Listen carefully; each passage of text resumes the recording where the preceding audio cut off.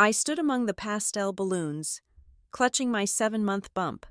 When my mother-in-law seized the microphone, she did not offer a toast. She announced a mandatory DNA test to prove my baby's legitimacy right there. The room froze, expecting me to crumble. They did not know my purse held a letter from my lawyer. And once I read it aloud, their entire family legacy would be nothing but ash. My name is Mary George. In my line of work, I am paid to see the cracks in a foundation before the building actually collapses. I am 32 years old, and I hold a senior management position at Northbridge Risk and Benefits, a firm that specializes in corporate crisis management. When a CEO embezzles millions or a tech giant faces a data breach, they call us to stop the bleeding. I have spent 10 years learning that the most dangerous moment in any disaster is the quiet right before the structure gives way. It is a specific kind of silence, heavy and suffocating, where the air pressure seems to drop just enough to make your ears pop. I felt that exact pressure drop the moment I walked into the Silver Willow Conservatory. It should have been a perfect day. The conservatory, located on the wealthy fringe of Port Sterling, Massachusetts, was a breathtaking venue. It was a glass cathedral surrounded by snow-dusted pines, filled with exotic orchids and humidity that made my hair stick to the back of my neck. I was 7 months pregnant. My ankles were swollen to the size of grapefruits, and I had paid for every single orchid, every bottle of sparkling cider, and every linen napkin in the room. However, as I stood near the entrance, handing my coat to the attendant, I realized that I did not feel like the guest of honor. I felt like a prop. The first anomaly was my mother-in-law, Darlene Whitmore. A baby shower is typically a semi-casual affair. Sundresses, light colors, perhaps a nice pantsuit. Darlene, however, was dressed as if she were attending an inauguration ball. She wore a floor-length gown in a shade of champagne gold that was aggressively expensive, covered in sequins that caught the mid-afternoon light and threw it back into everyone's eyes. She was not greeting guests. She was holding court. She stood in the center of the room, flanked by 2 of her bridge club friends, gesturing wildly with a flute of champagne. I waddled over, my hand resting on the heavy curve of my stomach. "Hi, Darlene," I said, forcing a smile that didn't reach my eyes. "The flowers look beautiful. Thank you for arriving early to check on the caterers." Darlene turned to me. Her eyes did not look at my face. They went straight to my belly, then flicked up with a look of barely concealed disdain. "Mary," she said, her voice loud enough to carry over the string quartet playing in the corner. "You look large. Are you sure it is just one in there? The doctor might have missed a twin." Her friends tittered behind their hands. It was a standard Darlene comment, designed to be passed off as a joke if I took offense. "Just one healthy boy," I said, keeping my voice level.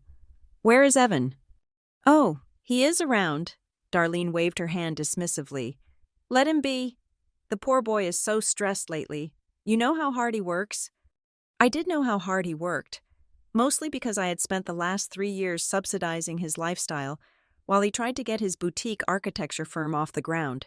But I didn't say that. Instead, I scanned the room for my husband. I found Evan near the bar. He was not mingling. He was staring into a glass of scotch as if the answers to the universe were floating in the amber liquid.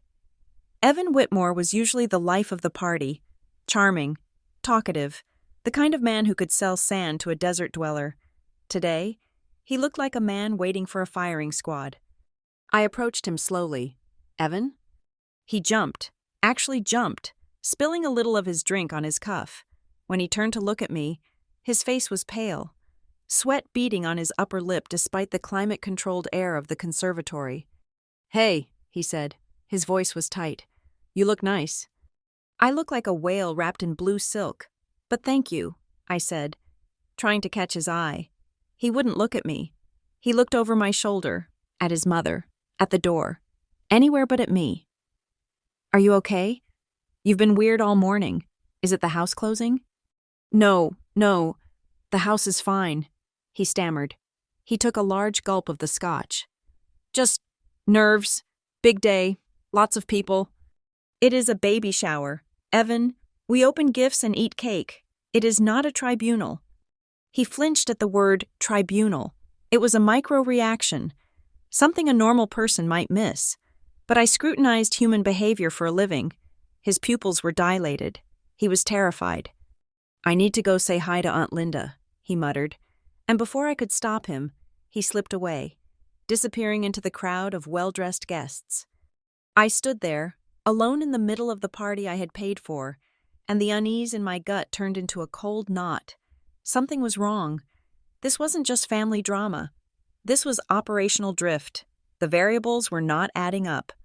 My best friend, Chloe, appeared at my elbow. Chloe was a sharp-tongued lawyer who had known me since college. She handed me a glass of water and leaned in close. "Okay," Chloe whispered. "Why is Darlene acting like she is the Queen of England, and why did she change the audio setup?" "What do you mean?" I asked. "The DJ," Chloe said, nodding toward the small stage area at the front of the conservatory. "I booked the acoustic trio you wanted, but 10 minutes ago, a guy in a black polo shirt set up a full PA system with a heavy-duty microphone and 2 massive speakers. It looks like someone is about to give a keynote speech at a tech conference, not announce a diaper game." I frowned. "I didn't order a PA system." "I know you didn't," Chloe said, her eyes narrowing. "And there is something else. Have you seen the guest list on the check-in table?" "No, why?" "There is a name on there that doesn't fit. You know I memorized your invite list to keep Darlene's third cousins from crashing. But there is a guy signed in as vendor, but he is listed on the guest sheet as Gen Confirmed Services. He is sitting at the back table, near the kitchen entrance. He has a briefcase." My heart skipped a beat. Gen Confirmed Services. I walked, as quickly as my 7-month pregnant body would allow, toward the entrance where the guest book and master list were kept. The hostess smiled at me, but I ignored her, flipping the leather-bound book open. There it was, written in the neat, looping handwriting of the event planner, but clearly added last minute. Guest, Arthur Miller. Affiliation, Gen Confirm Mobile Labs.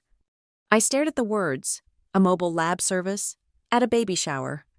The pieces started to slam together in my mind with the violence of a car crash. Darlene's grandiose attitude, her comment about me being large, Evan's terror and inability to look me in the eye, the PA system set up for a public announcement. They were not here to celebrate. They were here to execute an ambush. I looked across the room. Darlene was now standing near the stage, testing the microphone with a tap-tap-tap that echoed through the glass room. She looked at me. For a second, our eyes locked. She smiled.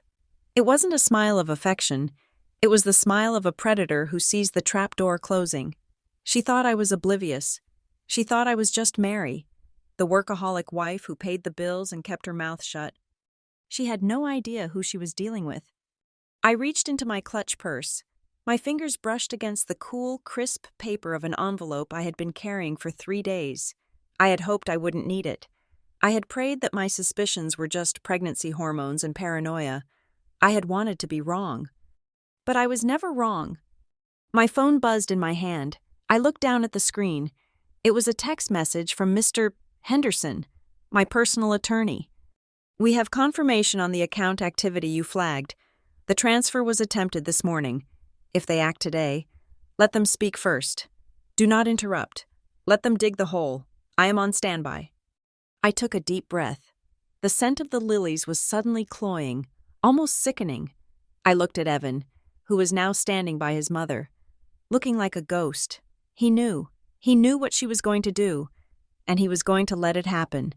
He was going to let his mother humiliate his pregnant wife in front of 150 of our friends, family, and business associates. The sadness washed over me for exactly 3 seconds. I allowed myself to feel the heartbreak of a marriage ending.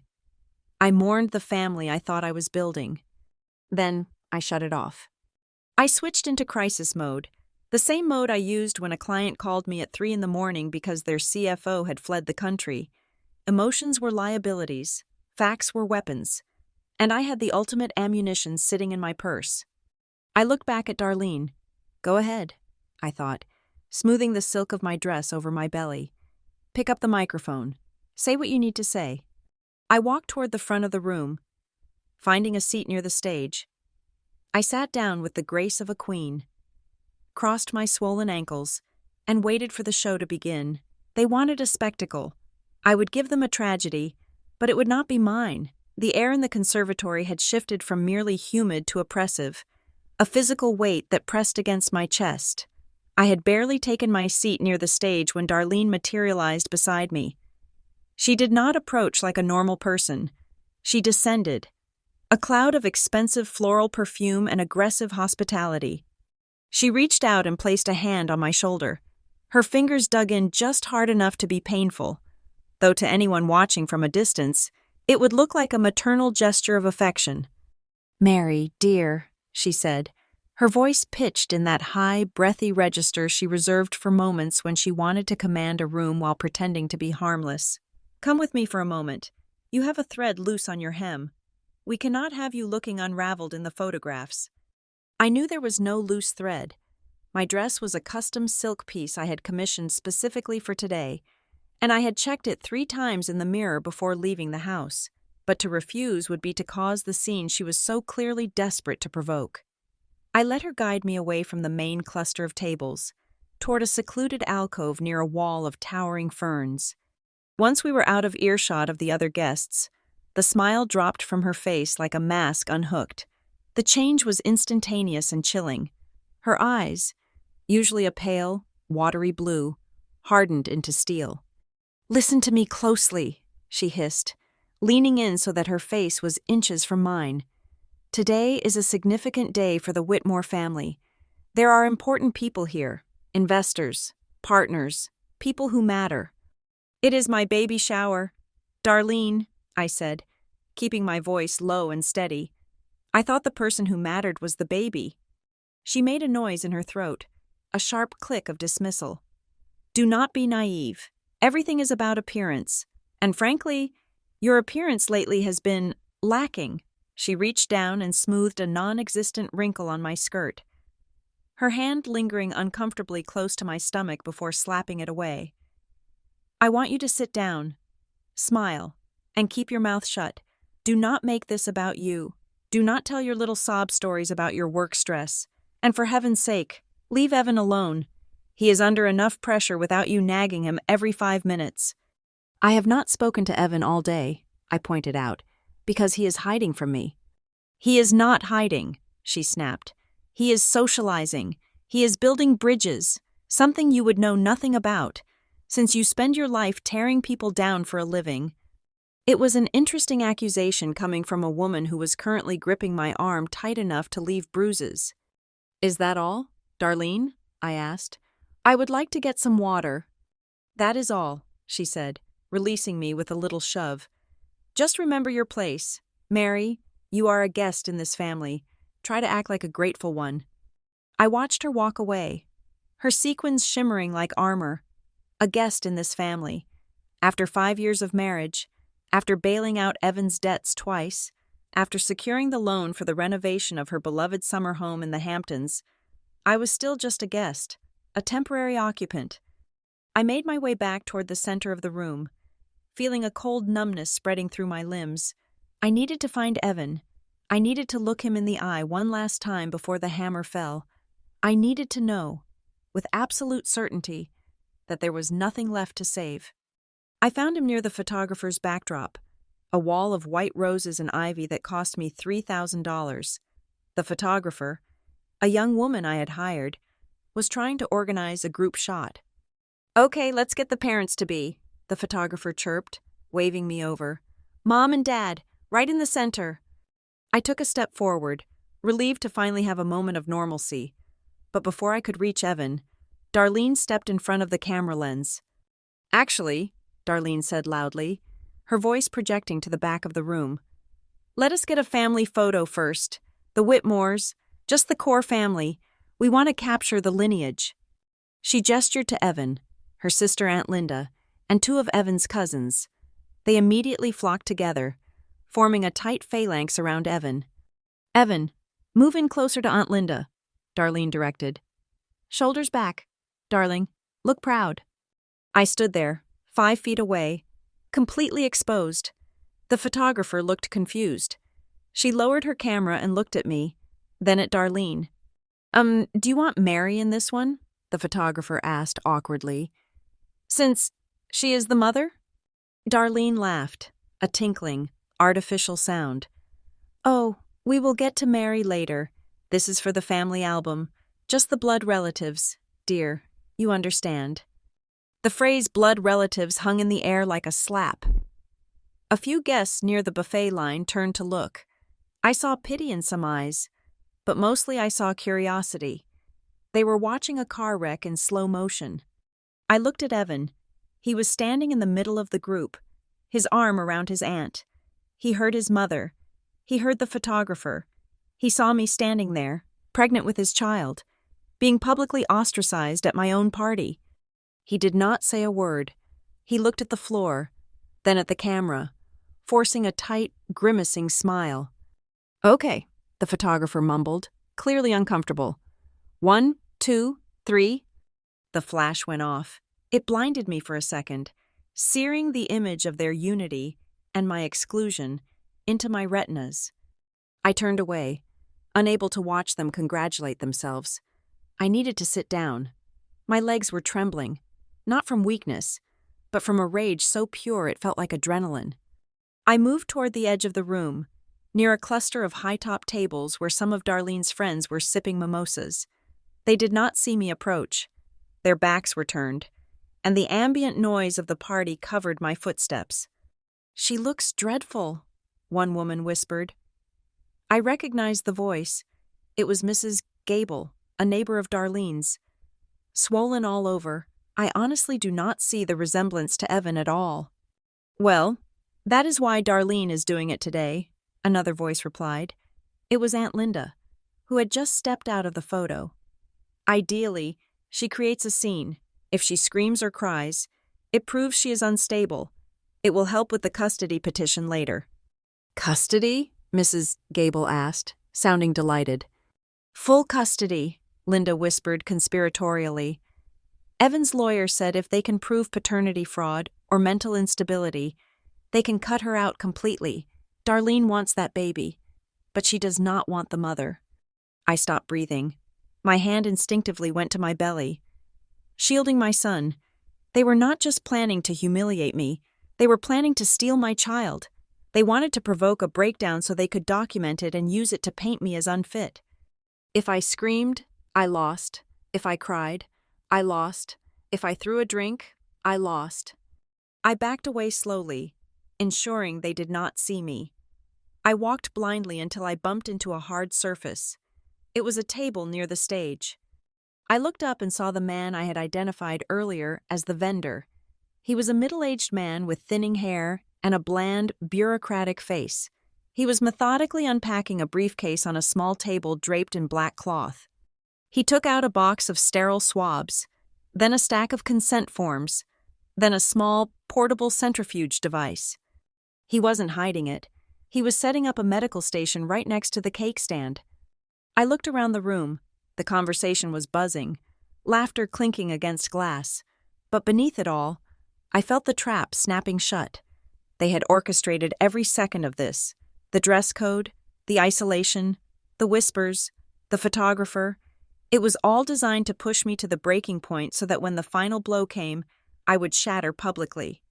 I saw Evan break away from his mother's group. He was heading for the bar again. This was my last chance. I intercepted him before he could reach the vodka. I stepped directly into his path. "Evan," I said. He stopped, startling so hard he almost dropped his glass. "Mary, I was just getting a refill." "Look at that man over there," I said, tilting my head toward the DNA technician. "Do you see him?" Evan wouldn't look. He stared at my forehead. "I don't know who that is." "Stop lying," I said, my voice barely a whisper. "I know what your mother is planning. I know about the test. I know you know." Evan's face crumbled. For a split second, I saw the man I had married, the gentle, slightly unsure architect who used to make me coffee in the morning. But then the fear took over, the fear of his mother, The fear of losing his inheritance. The fear of having to stand on his own 2 feet for the first time in his life. "Mary, please," he begged, his voice cracking. "Just don't make it complicated. Mom has this idea in her head. If we just do it, if we just let her have this, she will calm down. It is just a swab. It doesn't mean anything."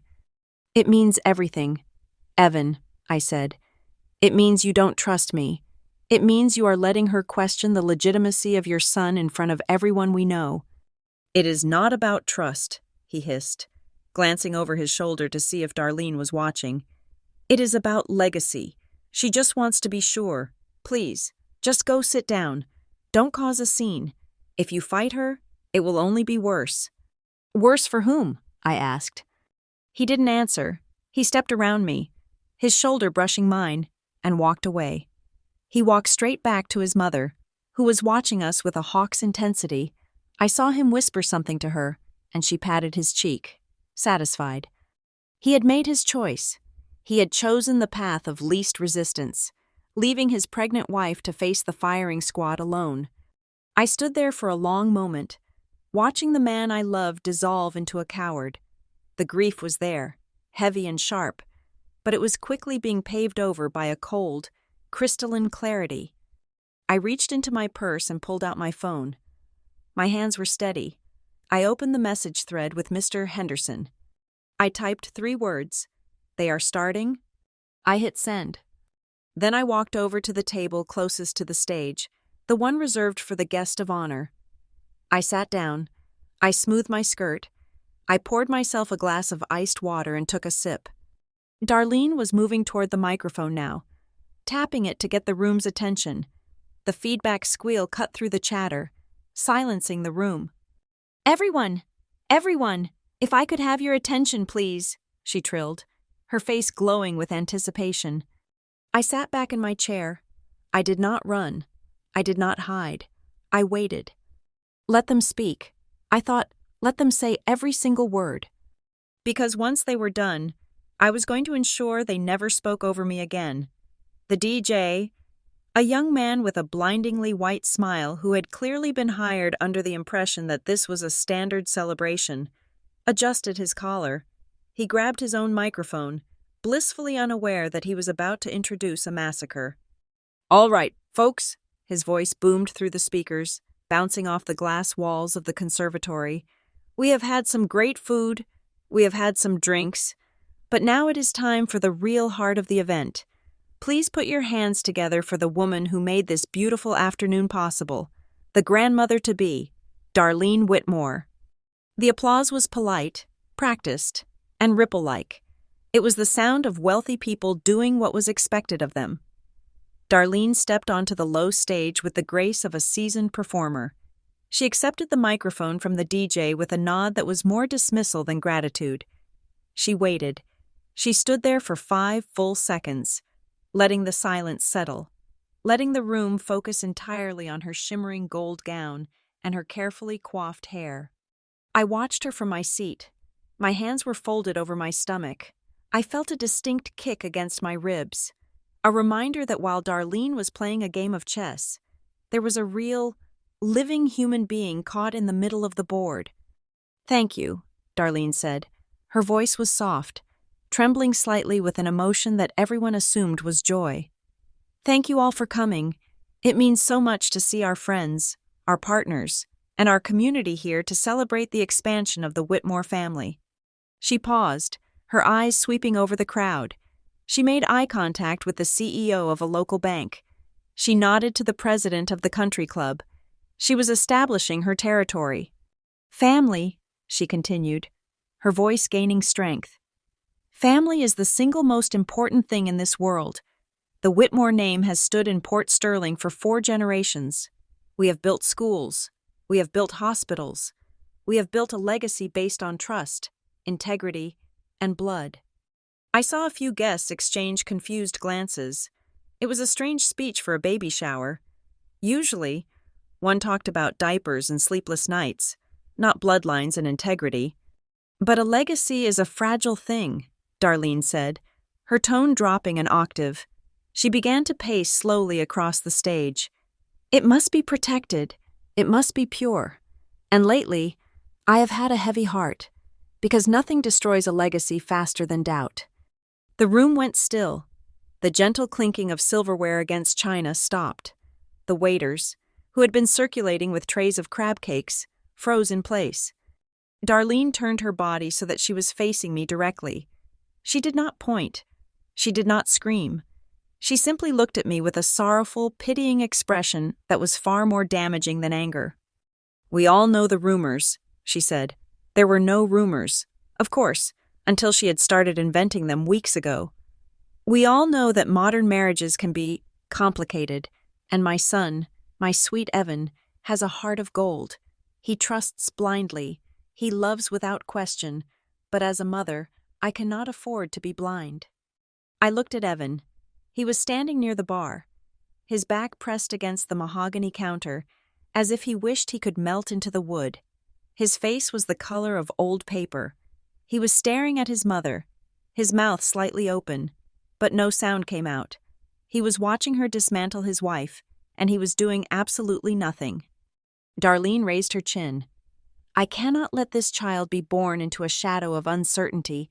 I cannot let the Whitmore trust, the future of our family, be handed to a child who may not be a Whitmore at all."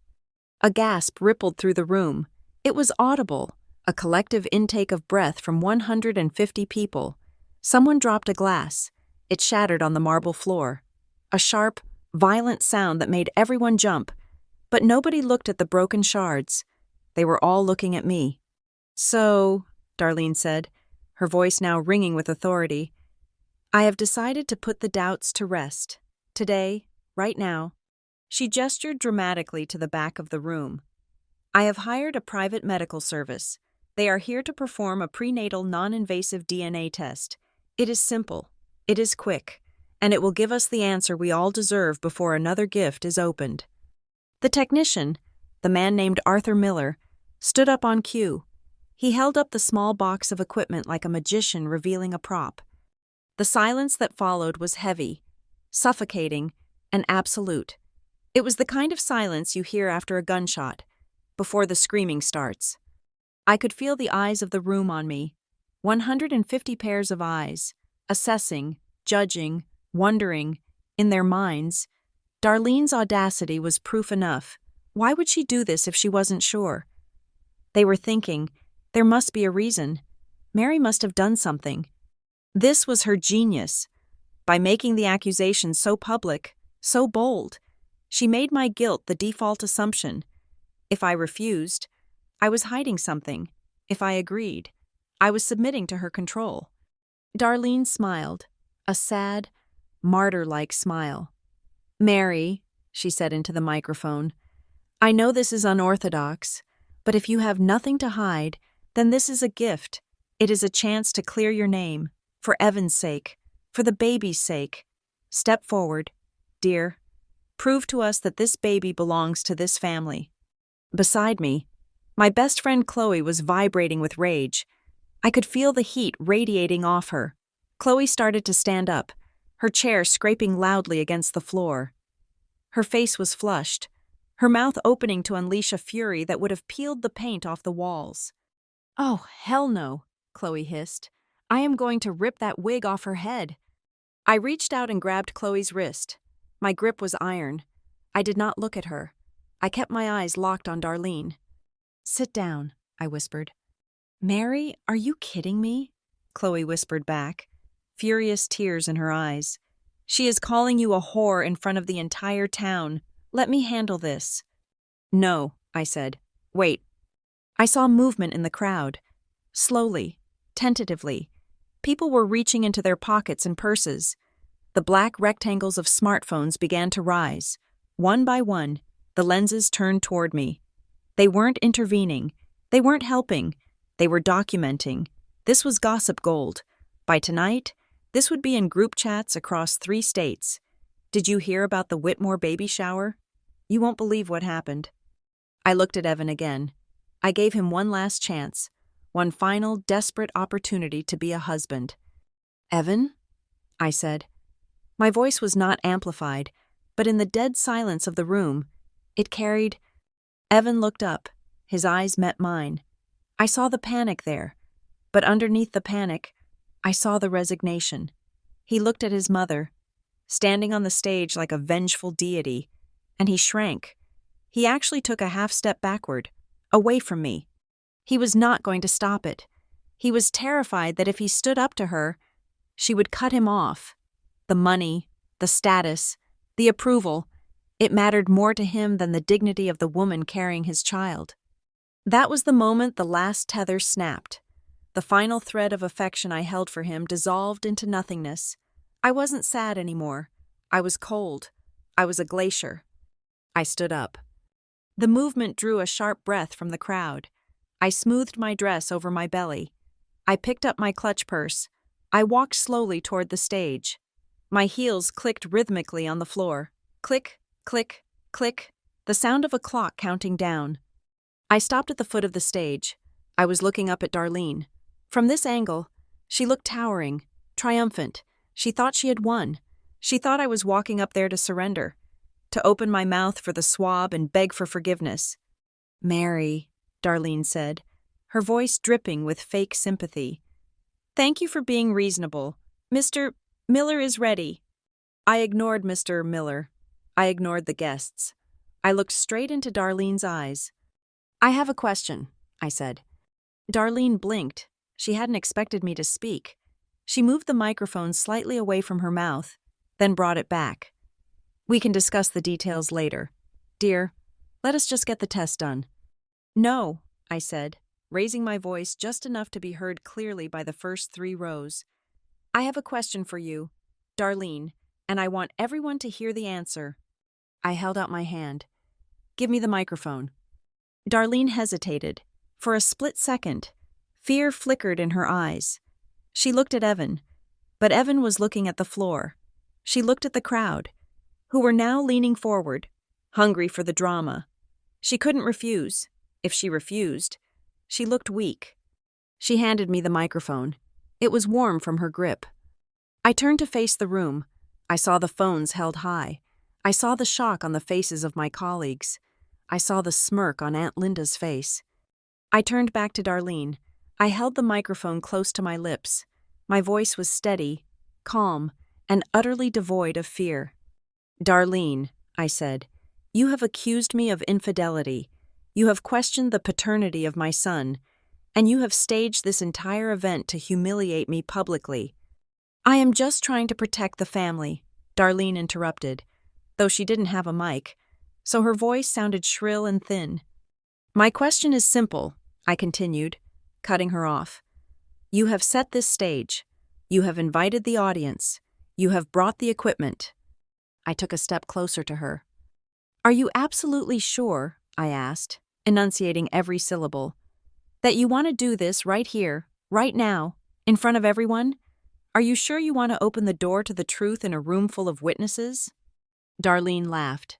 It was a nervous sound, but she covered it with arrogance.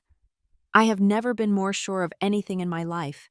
Mary, we have nothing to hide. Do you?" "Okay," I said. "I just wanted to make sure you were on the record." I gripped the microphone tighter. I could feel the sharp corner of the envelope in my other hand, resting against my palm. "Then let us proceed," I said, "but we are not going to do it your way." The room was so quiet, I could hear the hum of the refrigerator units in the kitchen. Darlene looked confused. The script was changing, and she didn't know the new lines. "What are you talking about?" she snapped. "You brought a test," I said, "but I brought something too." I motioned to the technician. "You can put your swabs away. Mr. Miller, we won't be needing biology today. We have something much more accurate." I looked at the crowd one last time. "Darlene wanted a show," I said to the room, "so let us give her one." "Very well," I said. My voice was calm, devoid of the tremors that Darlene had undoubtedly hoped for. I agreed to the test. The reaction was immediate and visceral. Darlene clapped her hands together, the sound sharp and jarring against the silence of the conservatory. It was a gesture of pure, unadulterated triumph. Her shoulders dropped 2 inches as the tension left her body, replaced by a surge of adrenaline. She turned to the crowd, beaming like a ringmaster who had just successfully tamed a lion. "You see," she announced, her voice pitching up with excitement. I told you all that Mary is a reasonable woman. We simply needed to clear the air. There is nothing to fear from the truth, is there?" She looked at me with an expression that was almost fond. It was the look one gives to a disobedient dog that has finally rolled over. She believed she had broken me. She believed that my agreement was a submission, a desperate attempt to salvage the afternoon by playing by her rules. She thought I was bluffing, or perhaps she thought I was stupid enough to believe that complying would earn me her respect. She did not understand that compliance can be a weapon if you hold the handle correctly. "Mr. Miller!" Darlene barked at the technician, snapping her fingers. "Prepare the swab. We are doing this right now. Come on, chop chop. We have cake to cut." The technician, Mr. Miller, looked between us with wide, nervous eyes. He had clearly expected resistance, perhaps a screaming match, maybe even security being called. He had not expected the pregnant woman to calmly walk into the execution chamber. He fumbled with his plastic gloves, tearing the first one in his haste. "Yes, ma'am," he stammered. I need to calibrate the—" "Just get the stick out," Darlene interrupted, waving her hand dismissively. She turned back to me, her smile tight and victorious. "Come here, Mary, sit on the chair. Let us get a nice clear view for everyone." She pointed to a wooden chair that had been placed center stage, directly under the strongest spotlight. It was not a seat. It was a pillory. I did not move toward the chair. Instead, I took a small step closer to the edge of the stage. Maintaining my position of power, I still held the microphone. Darlene had been so excited by my capitulation that she had forgotten to take it back. "Before we proceed," I said, my voice cutting through Darlene's bustling energy, "I have a few questions regarding the logistics. Since we are doing this publicly, the terms must be public as well." Darlene rolled her eyes, playing to the crowd. "Oh, Mary, always the manager, always with the fine print. What is it now?" "Mr. Miller," I said, turning my attention to the technician. "This service you are performing, is it a standard paternity test, or is it a forensic collection?" Mr. Miller looked up, sweating. It is a mobile expedited paternity verification, non-legal binding initially, but—" "And who is the client of record?" I asked. "Who signed the contract for this service?" "I did," Darlene interjected loudly. She stepped forward, puffing out her chest. "I signed it. I arranged it. I am paying for it. Is that what you're worried about, Mary? The cost? Do not worry. The Whitmore family can afford a few $100s to ensure our bloodline is pure. I would pay $10,000 if I had to. I am taking full responsibility." "Thank you," I said. "I just wanted to hear you say that. You are the sole financier and organizer of this medical procedure." Yes, I am the grandmother. It is my right," she declared. She looked at her friends in the front row, seeking validation. They nodded back, murmuring their support for her decisiveness. I nodded slowly, mentally filing her admission away. She had just confessed, in front of 150 witnesses, to commissioning a medical intervention on a non-consenting adult and her unborn child. "And Evan," I said, pivoting my body to face my husband. Evan was still standing by the bar, though he had moved slightly closer to the shadows, as if hoping the potted palms would swallow him whole. When I said his name, he flinched. "Evan," I repeated, my voice softening deceptively. "I need you to answer me. Your mother has paid for a man to swab the inside of my mouth in front of your boss, your colleagues, and our neighbors. She has questioned the legitimacy of the son you felt kick last night. I am asking you right now, as the father and my husband, do you authorize this? Do you agree that our son should be part of this performance?" The room went deadly silent again. All heads turned to Evan. This was his lifeboat. I was throwing him a line. All he had to do was say no. All he had to do was say, "Mother, this is enough. Stop it." If he did that, I might, just might, have considered forgiving him. Evan looked at Darlene. Darlene raised one perfectly sculpted eyebrow. It was a microscopic gesture, but it carried the weight of a lifetime of conditioning. It was a reminder of who held the purse strings, who signed the checks, who controlled the trust fund that Evan relied on to play pretend architect. Evan looked back at me. His eyes were wet, filled with a pathetic mixture of apology and cowardice. He opened his mouth, then closed it. He looked down at his Italian leather shoes. He said nothing. He did not speak. He did not step forward. He simply stood there, letting the silence answer for him. It was the most deafening sound I had ever heard. "Okay," I said. The word was flat, final. That is all I needed to know. I turned back to Darlene. She was checking her watch, looking bored. "Are we done with the melodrama?" she asked. "Can we please get on with it?" "We are almost there," I said. "I accepted the test, Darlene, and I am a woman of my word.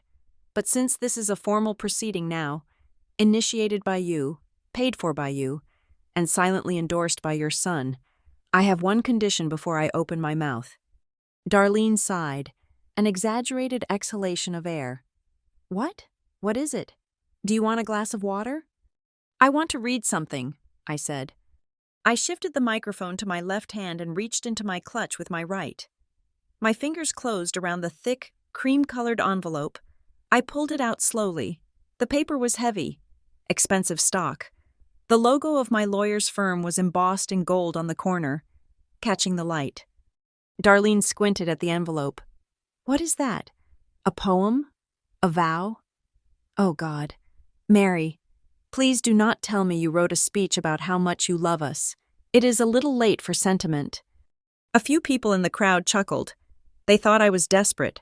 They thought I was going to read a tearful plea for acceptance, begging them to believe in my virtue.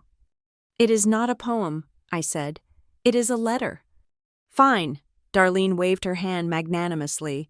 "Read your letter, if it makes you feel better, but make it quick. The ice sculpture is melting." She stepped back, giving me the center stage. She folded her arms across her chest, a smirk playing on her lips. She thought she was being gracious. She thought she was indulging the last whim of a defeated woman. I opened the envelope. The sound of the paper tearing was crisp and sharp in the quiet room. I unfolded the document. It was 3 pages long, single-spaced, typed in 12-point font. I looked down at the words. I knew them by heart. I had reviewed this draft with Mr. Henderson 3 times yesterday. Every clause was a landmine. Every paragraph was a demolition charge. I looked up at the crowd. I saw the faces of people who had whispered about me for years. I saw the faces of people who judged me for working too hard, for not coming from old money, for not being one of them. I took a deep breath, filling my lungs with the cool, conditioned air. "This is a formal communication," I began, my voice projecting clearly to the back of the room. "Prepared by the law offices of Henderson, Tate, and Associates. It is dated today, at 800 hours. Darlene's smile faltered slightly. The name of the law firm clearly rang a bell. Henderson, Tate, and Associates was not a strip mall legal clinic. It was the firm that handled mergers for Fortune 500 companies. It was the firm you called when you wanted to destroy a competitor, not when you wanted to write a thank you note. "To Mrs. Darlene Whitmore," I read, looking directly at her, "and to Mr. Evan Whitmore." Evan's head snapped up. "Regarding the matter of the Whitmore Family Trust, the property located at 42 Ocean View Drive, and the pending allegations of paternity fraud." The smirk vanished from Darlene's face instantly. Her arms uncrossed. She took a half step forward. "What is that? What are you reading?" I ignored her. I did not look at her. I looked at the paper. "Paragraph 1, I read, my voice steady and rhythmic, like a metronome ticking down to an explosion. "Notice of anticipated harassment and defamation." I paused to let the words sink in. "It has come to our client's attention that Mrs. Darlene Whitmore intends to utilize a public forum, specifically the event scheduled for today, to cast aspersions on the character of Mrs. Mary George Whitmore, We have been advised that a demand for genetic testing may be made under duress and used as a tool for public humiliation. A murmur ran through the crowd. This was not a reactive speech. This was a preemptive strike. I had known exactly what she was going to do before she even bought the dress. Darlene's face went from pale to a blotchy red. You knew? I am reading, Darlene, I said coldly. Please do not interrupt the legal proceedings you initiated. I returned to the letter. Let the record show that any medical procedures performed today are done so under extreme emotional duress and without proper medical oversight. However, more importantly, let this letter serve as formal notification regarding the financial restructuring of the Whitmore assets. I saw the blood drain from Evan's face. He knew what restructuring meant. He knew exactly whose money had been keeping the Whitmore assets afloat for the last 5 years. You wanted a test, Darlene, I said, looking up from the paper, my eyes locking onto hers. You wanted to talk about blood and legacy and who belongs in this family, so let us talk about it. But we are going to use my facts, not your fantasies. I held the microphone closer. Shall I continue to paragraph 2? I asked. It concerns the unauthorized use of my signature on the refinancing documents for the lake house. Darlene froze. Her mouth opened, but no sound came out. She looked like a fish pulled onto the dock, gasping for air. The arrogance was gone. The triumph was gone. In their place was the dawning, horrifying realization that she had not trapped a mouse. She had walked into a cage with a tiger, and she had just locked the door from the inside. Paragraph 3, I continued, my voice slicing through the thick, humid air of the conservatory like a scalpel. Regarding the retention of third-party vendors for the purpose of genetic verification, I lowered the paper slightly and looked over the rim of the page at Mr. Miller, the technician. He was no longer fumbling with his gloves. He was standing perfectly still, his face the color of the white tablecloths. He knew what was coming. Men like him always knew when the game was up. Our investigation reveals that GenConfirm Mobile Services is currently operating with a suspended license in the state of Massachusetts due to multiple violations of chain of custody protocols. I read aloud. Furthermore, we have obtained sworn affidavits suggesting that this provider creates results based on the specifications of the paying client rather than biological reality. A gasp went through the room. It was sharper this time, less about gossip and more about shock. I had just accused my mother-in-law of hiring a man to rig a DNA test. That is a lie, Darlene shrieked. Her voice cracked, losing its cultivated polish. She took a step toward me, her hand reaching out as if to snatch the paper. He is a certified professional. You are slandering me. Mr. Miller, I said, ignoring Darlene and addressing the technician directly. My lawyer has already forwarded a copy of this letter to the State Medical Board and the Better Business Bureau. If you proceed with any collection of biological material today, you will be named as a co-conspirator in a fraud lawsuit. Do you wish to continue? Mr.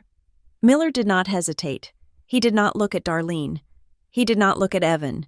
He began to pack his equipment with frantic, jerky movements. He threw the swabs back into his bag.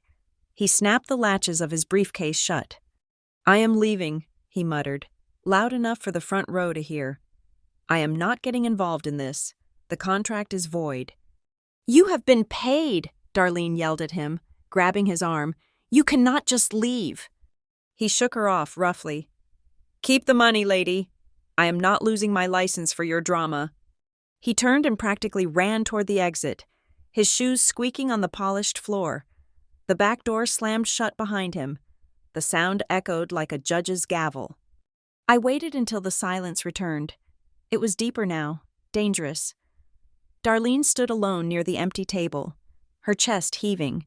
She looked at Evan, but he was staring at his shoes, paralyzed by the sudden shift in gravity.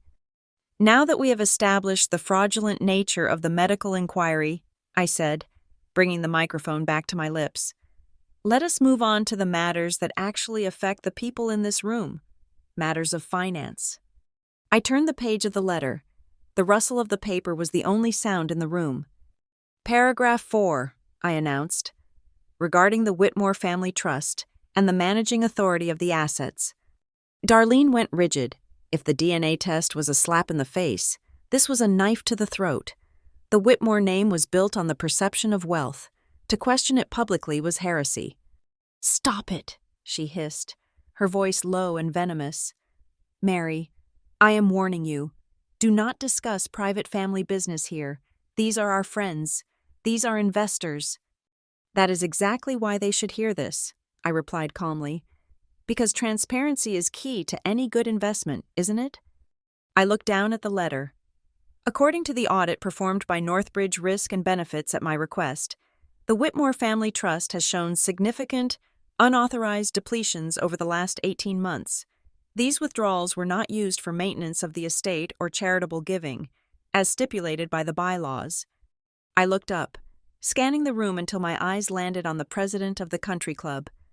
A man named Robert. He was watching me intently, his brow furrowed.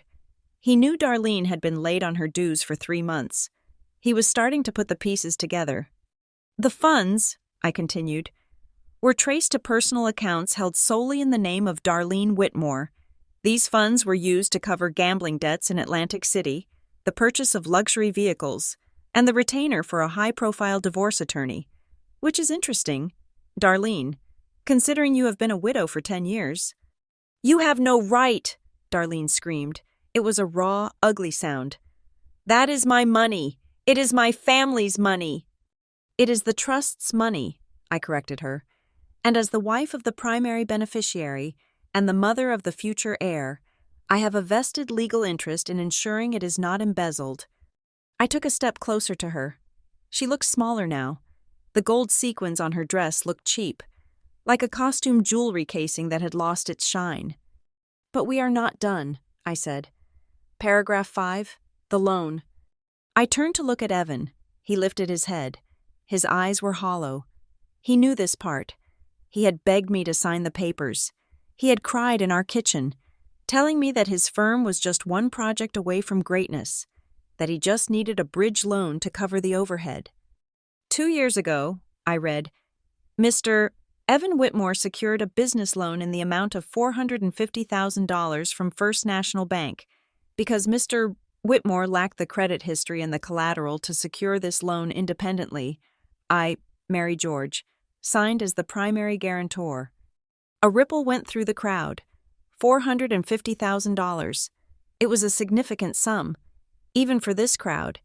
And the fact that the wife, not the wealthy husband or his mother, was the guarantor changed the entire narrative of our marriage. I wasn't the gold digger, I was the bank. "I signed," I said, looking at Evan, "because I believed in you. I believed we were partners. I believed that when you said you needed help, you meant it." Evan flinched.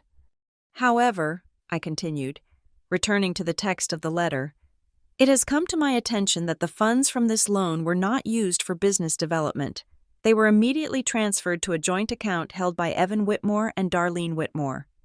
I paused, "and subsequently used to pay off a lien on the Silver Willow Conservatory property." I gestured to the glass walls around us. "That is right," I said to the room. "We are standing in the building that my credit score paid for. Darlene does not own this venue. She does not even rent it. She was being sued for unpaid renovations. And my husband stole money from our future to save her reputation." The guests were no longer just watching. They were judging. I saw the looks of disgust directed at Evan. A man who steals from his pregnant wife to pay his mother's debts is not a man other men respect. "Mary, please," Evan whispered. It was a pathetic sound. "We can fix this.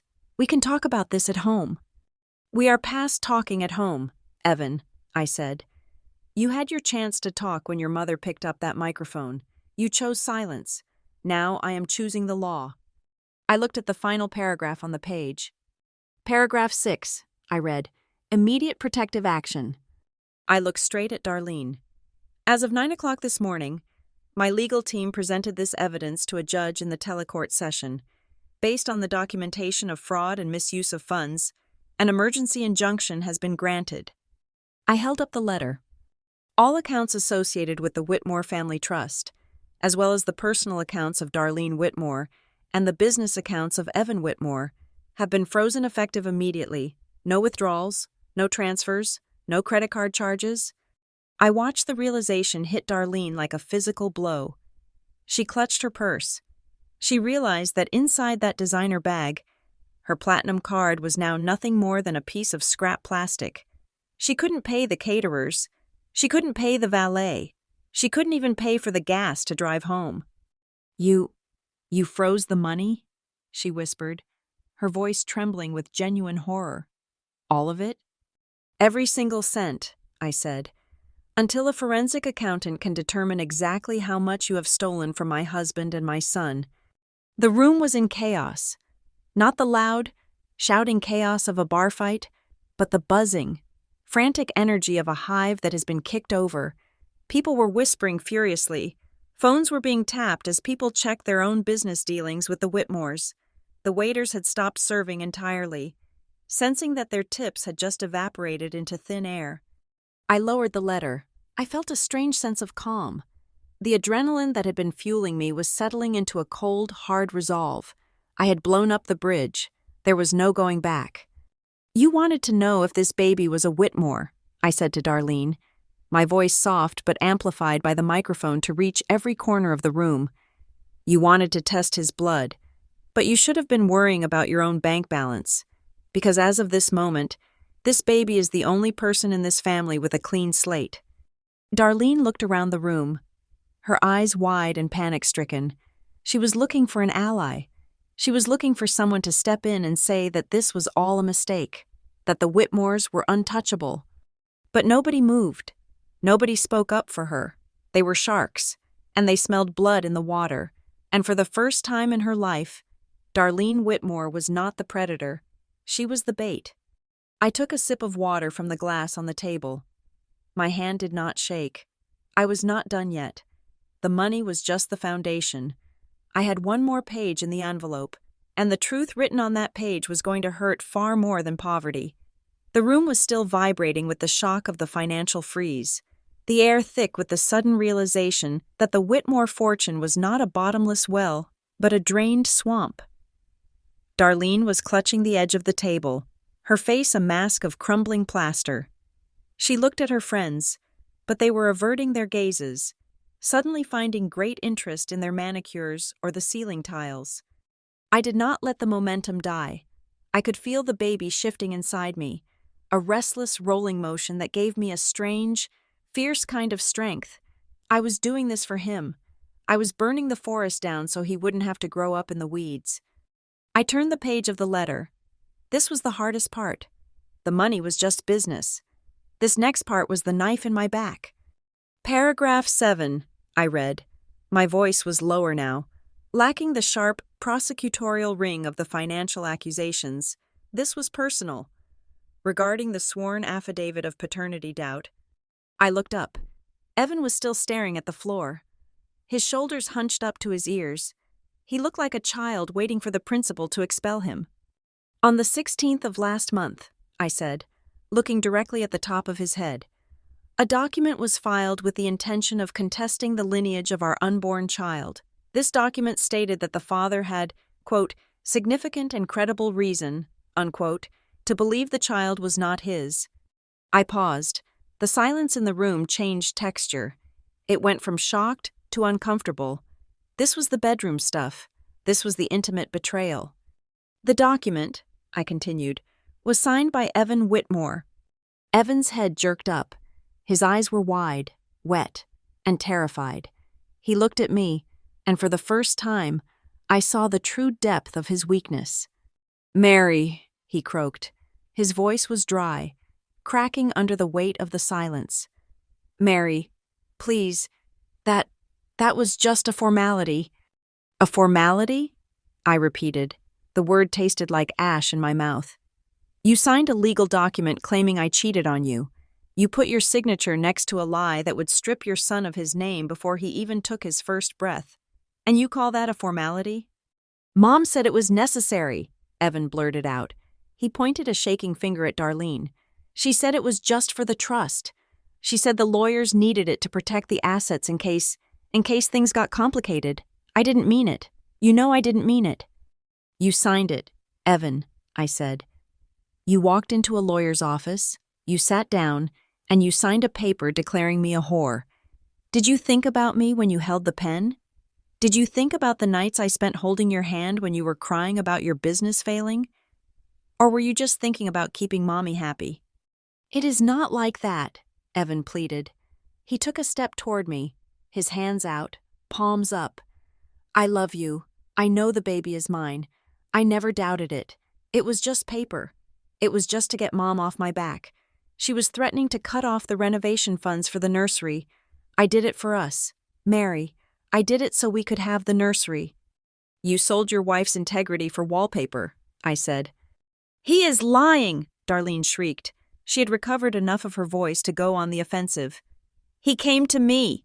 He told me he was suspicious. He told me you were working late too often. He begged me to help him find out the truth. Stop it, Evan yelled, spinning around to face his mother. You wrote the damn thing. You put it in front of me and said sign it or get out of the house. It was a pathetic display, mother and son, tearing at each other like rats in a sinking cage.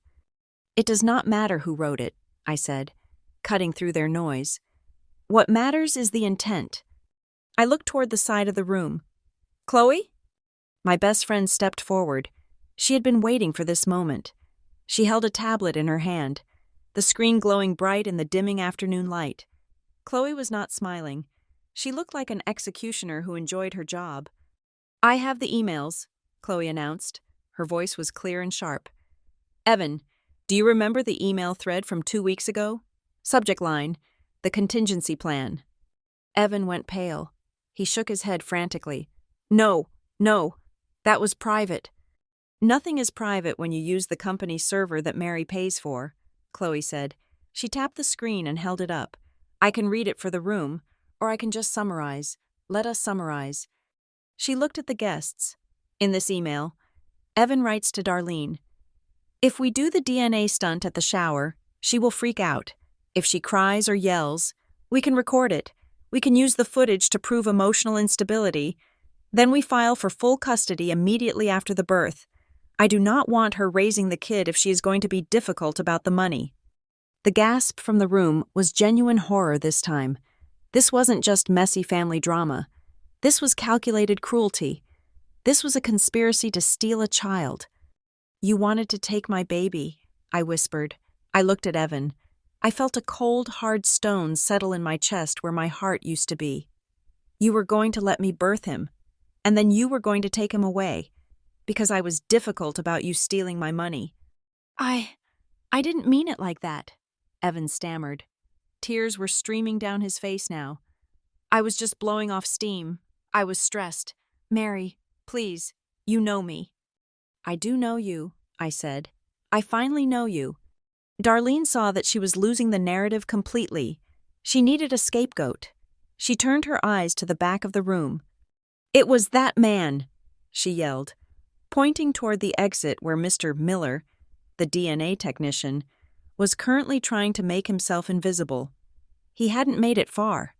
The exit was blocked by 2 of the catering staff who had stopped working when the accounts were frozen, and Chloe had effectively cornered him near the dessert table before she stepped up with the tablet. That man, Darlene shouted. He put ideas in our heads. He told us the results could be managed. He is a con artist. Mr. Miller looked trapped. He was clutching his briefcase to his chest. He looked at Darlene, then at me. Mr. Miller, I said. I did not raise my voice. I simply turned the focus of the room onto him. The letter I read earlier mentioned that you would be named as a co-conspirator. Unless, of course, you want to clarify the nature of your employment here today. He hesitated. He looked at Darlene's furious face. He looked at the crowd of wealthy, influential people who could ruin him with a phone call. Then he looked at me. I was the one holding the legal hammer. I was hired to provide a specific result, Mr. Miller said. His voice was shaky, but audible. What result was that? I asked. A negative match, he said. He didn't look at Evan. I was paid an extra $2,000 in cash to ensure the machine flagged the paternity as mismatched, regardless of the sample. "Liar!" Darlene screamed. She lunged toward him, but her sister, Aunt Linda, caught her arm. "Darlene, stop," Aunt Linda hissed. "You are making it worse." "He is lying. He is trying to save his own skin." Darlene struggled against her sister's grip. "Who paid you, Mr. Miller?" I asked. "She did," he said, nodding at Darlene. "And him." He pointed a finger at Evan. "He was there when we exchanged the cash, in the parking lot of the club, 3 days ago. He asked me if it would hurt the baby. I told him no. He said okay. Just get it done." The room turned to look at Evan. He didn't deny it this time. He couldn't. The weight of the truth was too heavy. He just slumped against the bar, burying his face in his hands. "So," I said, "my husband paid a stranger to falsify a medical test to prove our son was a bastard, so that he could divorce me and take the baby, all because I stopped letting his mother rob us blind." I looked around the room. "Does anyone else have anything they want to add?" "Aunt Linda? I see you holding Darlene. Did you know? Or were you just hoping for a cut of the trust fund once I was out of the picture?" Aunt Linda let go of Darlene's arm as if she had been burned. I had nothing to do with this. I told her it was a bad idea. I told her Mary was too smart." "You told her I was too smart," I repeated. "Not that it was cruel, not that it was wrong, just that I would catch you." I looked at the cousins. I looked at the friends. I saw the suspicion blooming in their eyes. They were looking at each other, wondering who else knew, who else was complicit. The united front of the Whitmore family was fracturing in real time.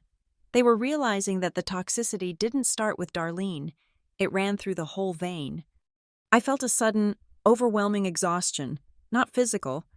My body was humming with adrenaline, but spiritual. I was tired of these people. I was tired of the pretenses, the lies, the desperate grasping for status. I looked at Evan one last time. He wasn't the man I married. That man had been a fiction, a character he played until the money ran out.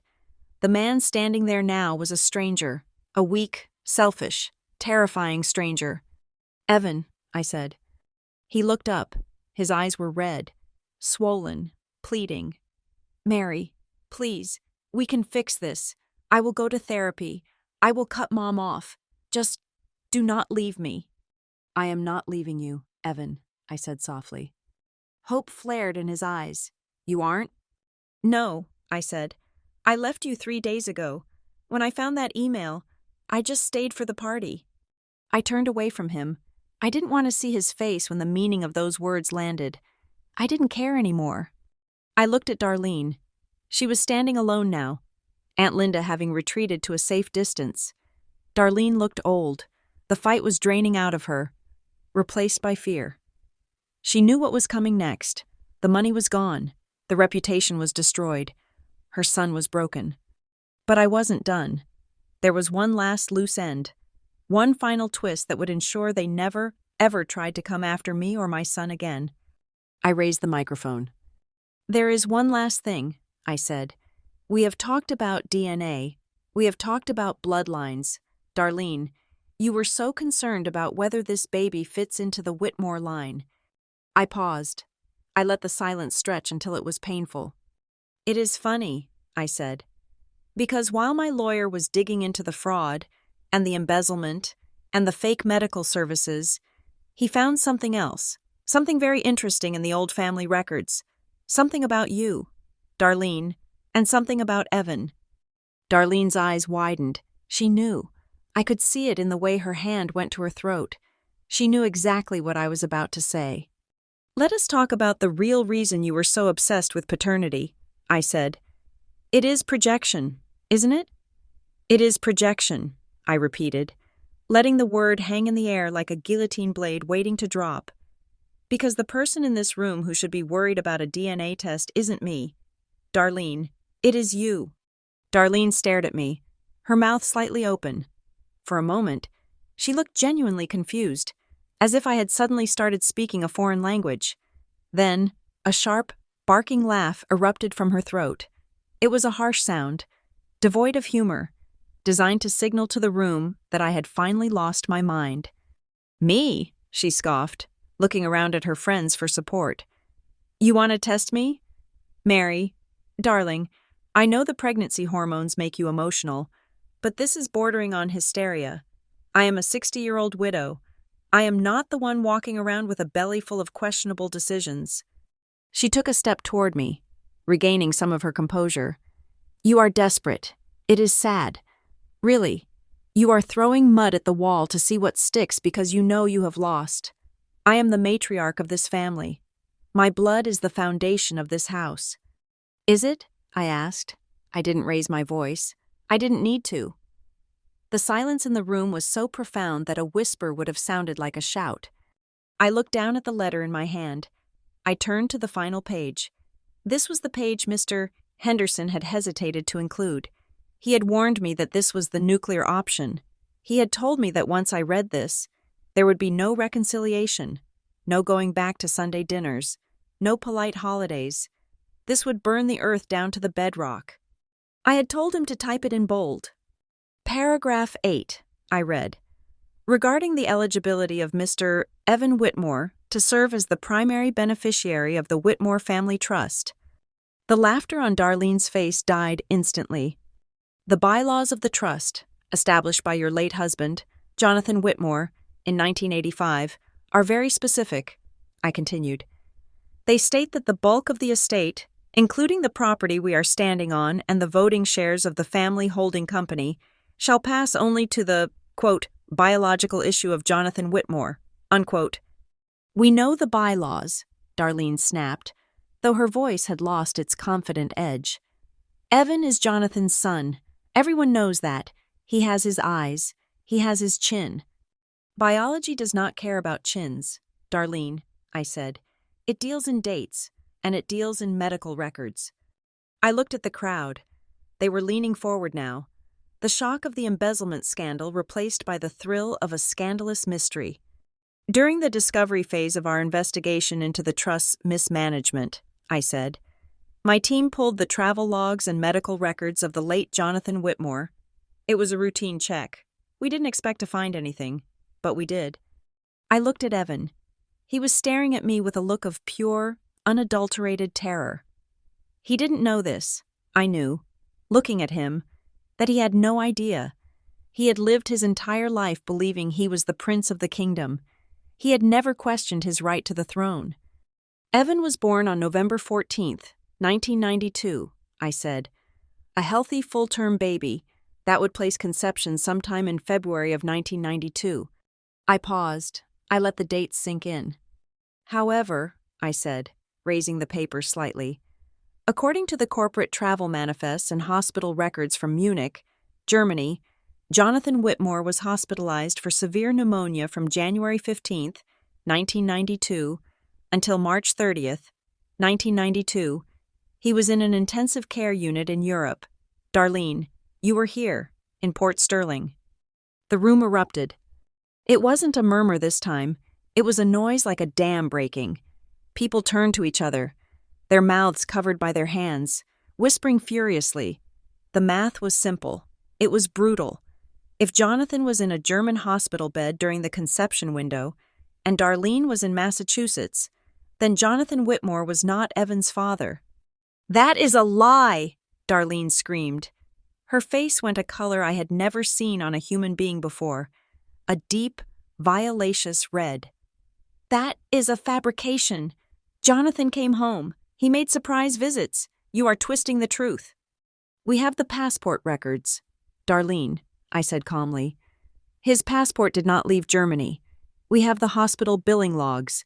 He was billed for continuous daily care. Unless Jonathan Whitmore learned how to teleport, he could not have conceived a child with you in February of 1992. "Stop it!" she shrieked. "Stop lying! You are trying to destroy my son's legacy." "I am not destroying it," I said. "I am questioning it, just like you questioned mine." I turned to Evan. He looked like he had been shot.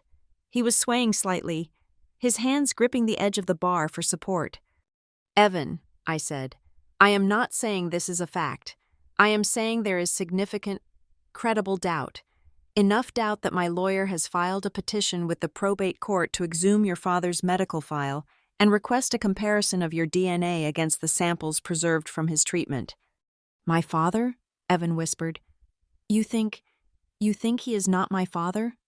I think, I said, looking at Darlene, that your mother was very lonely while her husband was sick in Europe, and I think she has spent the last 30 years terrified that someone would do the math. It makes sense, doesn't it? I asked the room. Why she was so obsessed with me signing a prenup. Why she controlled every penny of the trust. Why she was so frantic to prove that my baby wasn't a Whitmore. Because she knows exactly how easy it is to pass off a stranger's child as an heir.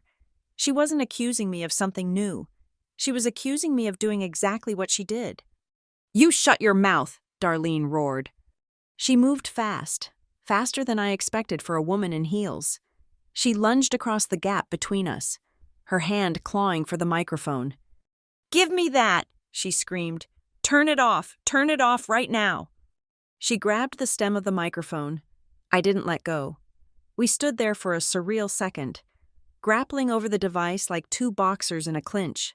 I could smell her perfume, now mixed with the sour scent of panic sweat. I looked into her eyes and saw absolute madness. The mask of the high society matriarch had completely disintegrated. Let go, Darlene, I said, my voice gritty. You are ruining everything, she hissed at me, spittle flying from her lips. You ungrateful little witch. After everything I gave you, I let you into this family. I let you use our name. It isn't your name, I shouted back, ripping the microphone from her grip with a surge of strength that surprised us both. I stepped back, putting distance between us. Darlene stumbled, catching herself on the edge of the stage.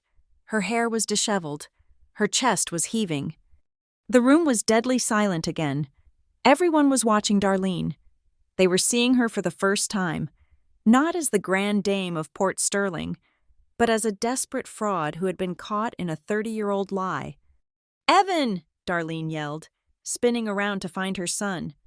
Evan, tell her she's crazy. Do something. Evan stared at her. He looked at the woman who had controlled his entire life, who had dictated his career, his marriage, and his finances. He looked at the woman who had just tried to force him to publicly humiliate his pregnant wife. Mom, Evan said. His voice was small, like a child's. Mom, was Dad in Germany? Darlene froze. She looked at Evan, and for a second, I thought she might confess. I thought she might finally drop the act and be a mother. Do not be stupid, Evan, she snapped. Of course he wasn't. It is a clerical error. Mary forged the papers. Can't you see that? She is trying to steal the money. The money is already frozen. Darlene, I reminded her. And the court will order a DNA test, not for my baby, for Evan. I gestured to Mr. Miller, who was still trapped by the dessert table. Mr. Miller, I said, you still have your kit, don't you? You didn't use it on me. Mr. Miller looked at his briefcase. He looked at Darlene. He looked at the angry, confused face of Evan Whitmore. I have the swabs, Mr. Miller said. Maybe we should settle this right now, I suggested. We can't test against Jonathan, obviously, but we can test for genetic markers. We can see if Evan carries the specific genetic trait that runs in the Whitmore male line, the one Jonathan had, the one the medical records highlight. Darlene's eyes went wide. She knew about the trait. The Whitmore men all had a minor, benign blood condition. It was rare, it was distinct, and if Evan didn't have it, he wasn't a Whitmore. No, Darlene screamed. No tests. I forbid it. I am the executor of the estate. Not anymore, I said. The injunction removed you as executor as of this morning. An independent trustee has been appointed pending the investigation. I looked at Evan. It is up to you. Evan, you wanted certainty. You wanted to know the truth about blood. Do you want to take the test? Evan looked at the swab kit in Mr. Miller's hand. He looked at his mother's terrified face. He realized, in that moment, that everything he owned, everything he was built on a lie. If he took the test, he lost the legacy. If he refused, he admitted the fraud. He looked at me. His eyes were begging me to stop, begging me to save him. "You wanted this, Evan," I said cold-heartedly. "You paid $2,000 for a DNA test. You might as well get your money's worth." Darlene let out a sound that was half sob, half scream. She turned to the crowd, her arms wide. "Please, please, you have to stop her. She is mentally unstable. She is pregnant and hysterical. None of this is true." But nobody moved. The circle had closed. The high society of Port Sterling does not tolerate poverty, and it certainly does not tolerate fraud. They looked at Darlene with the cold, detached curiosity of scientists examining a bug under a microscope. "I think," said Robert, the club president, stepping forward from the crowd, "that we should hear Mary out. If there are questions about the validity of the trust, the board needs to know." Darlene gasped. Her allies were gone. I raised the microphone one last time. I felt the weight of the moment. This was the kill shot. "You stood on this stage," I said to Darlene, "and you told everyone that nothing destroys a legacy faster than doubt. You were right, but you forgot one thing." I waited until she looked me in the eye. "The truth does not destroy legacies, Darlene," I said. "It just exposes the ones that were never real to begin with." I dropped the hand holding the microphone to my side. The feedback loop let out a low, ominous hum. "I am done," I said to the room. "But my lawyer isn't." The silence that followed my revelation about Evan's paternity was heavy, but it was the silence of people holding their breath for the next crash. Darlene was leaning against the podium, looking less like a matriarch and more like a woman watching her house burn down while she was still inside it. She looked at Evan, but Evan was not looking at her. He was looking at me with a mixture of horror and a strange, dawning realization that the ground beneath his feet was actually quicksand. I could have stopped there. I had destroyed the trust, questioned the bloodline, and exposed the conspiracy, but I was a risk manager. And in my profession, you do not just put out the fire, you make sure the embers are cold enough to touch. I turned my attention to the room at large. The guests were paralyzed, caught between the urge to flee the awkwardness and the desperate need to see how this ended. "There is one final matter," I said, my voice cutting through the tension. "We have discussed the past. We have discussed the genetics. Now, let us discuss the present reality. Specifically, the reality of this afternoon." I swept my arm across the room, encompassing the high glass ceilings, the white linen tables, the crystal flutes, and the towering floral arrangements of white hydrangeas and orchids. "Darlene invited you all here," I said. "She sent the invitations on thick cardstock with gold leaf. She greeted you at the door. She accepted your compliments on the venue and the menu. She acted the part of the generous hostess." I walked over to the table where my purse sat.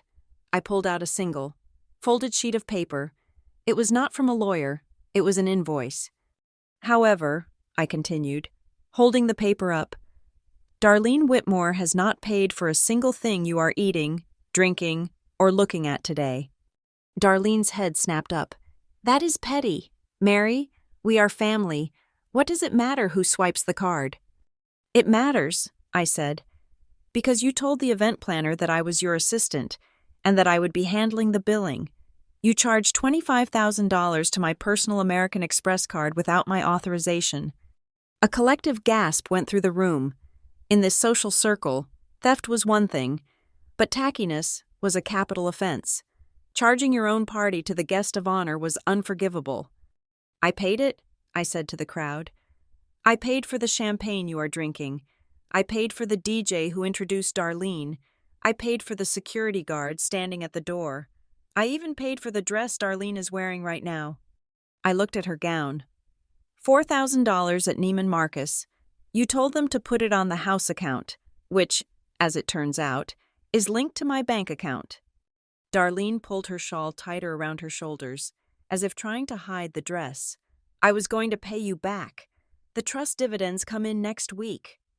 "The trust dividends that you have already spent?" I asked. "Or the dividends from the phantom stocks you sold 3 years ago?" I shook my head. "I am not asking for reimbursement. Darlene, I am establishing ownership. This is my party. These are my guests. And I have the right to set the record straight because I am the only one here who is solvent. I picked up the lawyer's letter again. I had one section left. The section that dealt with the mechanism of their survival. For 5 years, I said, addressing Evan now, I have been the silent partner in the Whitmore brand when your architecture firm missed payroll in 2021. I transferred $30,000 from my savings to cover it, so your employees would not quit. I did not tell you because I did not want to bruise your ego. Evan flinched. He remembered that month. He had told me he landed a big client to save the day. He had lied to himself, and I had let him. When Darlene's vintage Mercedes was repossessed last year, I continued, looking at his mother, I was the one who called the bank and negotiated the release. I paid the $12,000 in arrears. I told the neighbors it was in the shop for detailing. I looked at the faces in the crowd. I have covered the cracks in this family's facade with my own money, my own credit, and my own silence. I thought I was investing in our future. I thought we were a team.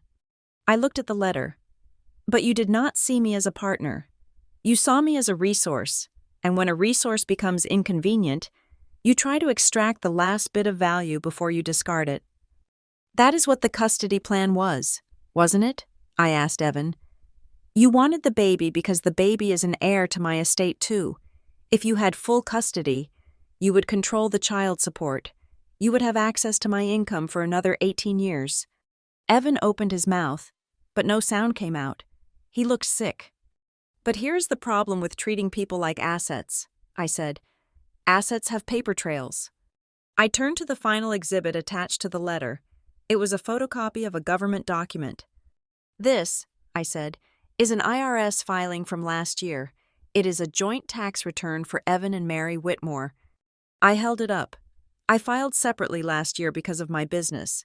But somehow, a joint return was filed, a return that claimed massive deductions for charitable donations that were never made, a return that hid income from the sale of a property in Florida that I did not even know we owned. I looked at Darlene. You forged my signature on a federal tax document. Darlene, you used my social security number to commit tax fraud to lower your son's liability. Darlene was shaking her head violently. No, that was an accountant's error. I have power of attorney. You have power of attorney for the trust, I shouted, my voice finally rising to meet her volume. You do not have power of attorney over me. I am not your property. I am not your employee. And I am certainly not your scapegoat for the IRS. My lawyer has already contacted the Internal Revenue Service, I stated, dropping my voice back to that terrifyingly calm register. I have filed an affidavit of identity theft. I have provided them with handwriting samples. I have provided them with the dates and times I was out of the country when this document was supposedly signed in your kitchen. The word IRS has a magical effect on wealthy people. It terrified them more than God. Darlene looked like she was going to faint. The prospect of prison was suddenly very, very real. So, I said, to recap, the trust is frozen. The bank accounts are locked. The paternity of the heir is in question. And the federal government is opening an investigation into tax fraud. I placed the letter back on the table. It was done. The paper trail was complete. Evan moved then. He broke away from the bar and rushed toward me. He didn't look angry anymore. He looked desperate. He looked like a drowning man trying to climb onto a life raft. Mary, he said, reaching for my hand. Mary, baby, please, we need to talk. Just us. We can go to the office. We can sort this out. Mom is crazy. I know that now. I will testify against her. I will tell them she made me do it. Just do not do this here. Do not ruin us. He tried to touch my arm. His fingers brushed the silk of my sleeve. I recoiled as if he were burning hot iron. Do not touch me, I said. Mary, I am your husband, he pleaded, his voice dropping to a frantic whisper. Think about the baby. Do you want him to grow up with a father in jail? We can fix the tax thing. I will pay it back. I will work double shifts. I promise. You cannot pay it back, Evan, I said, because you have no money, you have no job, you have no legacy. I looked him in the eye. I saw the weakness that I had mistaken for gentleness for so long. I saw the selfishness that I had mistaken for ambition. And you are not my husband, I said. Not anymore. My lawyer filed the divorce petition 20 minutes ago. It was time to be submitted electronically the moment I started speaking. Evan stumbled back. Divorce? But the house? The firm? I own the debt on the firm, I reminded him. And the house? The deed is in my name. Evan, I bought it before we were married. I let you put your name on the renovation loan. But the title? That stayed with me. You are currently trespassing. I turned away from him. I couldn't look at him anymore.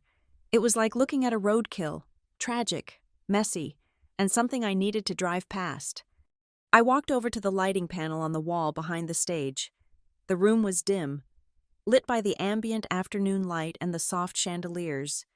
You wanted a spotlight, Darlene, I said. I reached out and flipped the switch for the main stage floods. The lights blazed on. They were harsh, bright, industrial LEDs designed for performances. They flooded the room with a stark, unforgiving white light. It washed out the soft candlelight. It exposed the dust on the velvet curtains. It highlighted the sweat on Darlene's upper lip and the tears streaming down Evan's face. It made everything look cheap, tawdry, and broken. There, I said. Now everyone can see you clearly. I walked back to the microphone one last time. I picked it up. For 5 years, I said, my voice echoing in the bright, exposed room. I was the foundation of this family. I was the floor you walked on. I was the roof over your heads. I was the checkbook that kept your fantasy alive. I placed a hand on my stomach. I am taking myself back, I said. I am taking my money back. I am taking my son back, and I am removing the foundation. I looked at Darlene, then at Evan. The house is coming down, I said. I suggest you run. I didn't wait for a response. I didn't wait for the applause or the boos or the questions. I dropped the microphone. It hit the floor with a loud, final thud that sounded like a door slamming shut forever. I grabbed my purse. I grabbed the folder with the evidence. I signaled to Chloe. Let's go, I said. And I walked down the center aisle, through the parted sea of stunned guests, leaving the wreckage of the Whitmore dynasty in the rearview mirror. I did not make it past the third table of guests before the sound of scrambling footsteps behind me signaled that Darlene was not going to let me leave with the last word. She was a woman who had spent 60 years believing she controlled the narrative of the universe, and she was not about to let her pregnant daughter-in-law rewrite the script without a fight. You cannot walk away from this, Darlene shrieked. Her voice was raw, stripping away the last veneer of the polished socialite. I will ruin you, Mary. Do you hear me? I will destroy you in this town. I will tell every CEO in Boston that you are mentally unstable. I will tell them you attacked me.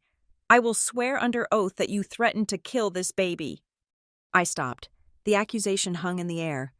Ugly and desperate. She was going for the nuclear option.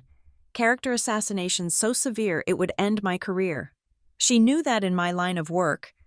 Reputation was the only currency that mattered. If clients thought I was erratic or violent, Northbridge Risk and Benefits would drop me before I reached the parking lot. I turned around slowly. The harsh white floodlights I had activated made Darlene look ghastly. Her makeup was running, settling into the deep lines around her mouth. She stood in the center of the aisle, panting, her finger pointed at me like a weapon. You think you have won because you have some papers? She hissed, stepping closer, emboldened by my pause. It is your word against mine, and I am a Whitmore. Who are you? You are nobody. I will paint you as a monster. Mary, I will make sure you never work again. I will have the police at your door tonight claiming you assaulted a senior citizen. The crowd watched, breathless. They were waiting to see if I would scream back. They expected a catfight. I did not scream. I simply reached into the pocket of my blazer, which I had draped over my arm, and pulled out a small, sleek black device. It wasn't my phone. It was a high-fidelity digital voice recorder. the kind used by journalists and investigators. A small red light on the top was blinking steady and bright. "You can tell them whatever you want, Darlene," I said, my voice projecting clearly in the acoustic silence of the conservatory. "But you might want to be careful about perjury." I held the device up. "You see," I continued, "Massachusetts is a two-party consent state for recording conversations. Usually, unless there is no expectation of privacy, or, and this is my favorite clause, unless the recording captures evidence of a violent crime or conspiracy to commit bodily harm." Darlene froze. "What?" "I am not just recording now," I said. "I have been recording for 3 weeks, ever since I found the email about the custody battle." I pressed a button on the side of the device. "Bluetooth link. Chloe, if you please." Chloe, standing by the now-abandoned DJ booth, gave me a sharp nod. She tapped the tablet she was holding. A second later, the massive speakers that Darlene had intended to use for my humiliation crackled to life. The sound of static filled the room, followed by a voice. It was crystal clear. It was Darlene's voice. "We cannot just sue for custody. Evan, judges favor the mother. We need her incapacitated." The room gasped. It was a collective intake of breath that sucked the oxygen out of the space. Then, Evan's voice came through the speakers, tinny but unmistakable. "Incapacitated? Mom, what are you talking about?" After the birth, Darlene's recorded voice continued, sounding calm and chillingly pragmatic. "She will be exhausted. She will be drugged. The doctors give them morphine or oxycodone. That is when we make her sign the papers. We tell her it is for the insurance, or the birth certificate. She won't read it. Once she signs over the rights to the trust administration for the child, we have legal standing to bar her from the estate." Is that safe?" Evan asked on the recording. "Who cares if it is safe?" Darlene snapped. "Do you want the money or not? If she wakes up and fights it, we just say she was delusional from the medication. It is her word against the family." I signaled Chloe to cut the audio. The silence that followed was not the silence of shock. It was the silence of horror. This wasn't just a bad mother-in-law. This was a predator. This was a conspiracy to exploit a woman in her most vulnerable medical state. I looked at Darlene. She was pale, her mouth opening and closing like a fish on dry land. She looked at the speakers, then at me, realizing that her own voice had just convicted her in the court of public opinion before the police even arrived. That is out of context," she stammered, backing away. "We were joking. It was a hypothetical discussion." "It sounded like a plan to me." A deep voice boomed from the back of the room. Everyone turned. Standing near the entrance, flanked by 2 serious-looking men in dark suits, was Mr. Henderson, my lawyer. He had been there the whole time, standing quietly in the shadows, witnessing every single moment. He stepped into the light. He was a tall man with silver hair and the kind of presence that made people instinctively straighten their posture. He walked down the aisle toward us, his footsteps heavy and deliberate. "Mr. Henderson," I said, "thank you for joining us." "Mrs. Whitmore."